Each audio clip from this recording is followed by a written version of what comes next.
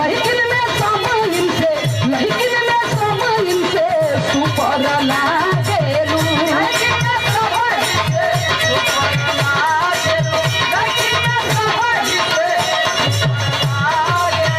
सजधार के मेकअप करके सुभर लागेलू लेकिन में समाइन से सुपर लागेलू ए गोरी मारी के तिरछी नजरिया हो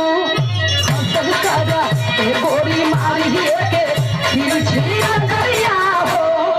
हंसल करा गोरी मारी के तिरछी नजरिया हो हंसल करा। एक लाइन लइका और बतावे कहेगा उड़े जैसे तितली उड़ेलू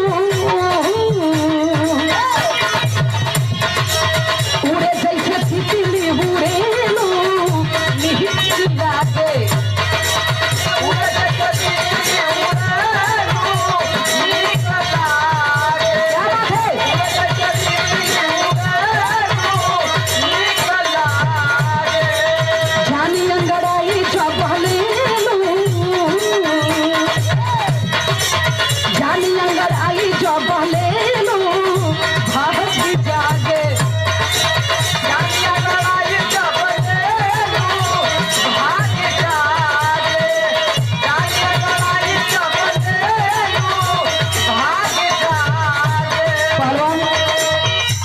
पहलवान तबीयत बेहोश ना होत हुआ तबीयत तुम्हारे लक्षण देखे तो हमें ना लगा था क्या तू ठीक हुआ लेकिन सही से हाल करा तुम्हारी स्थिति देख के लगा था कि ढेर दिन का मेहमान ना रह गए उड़े जैसे तितली उड़ेलू निहित लागे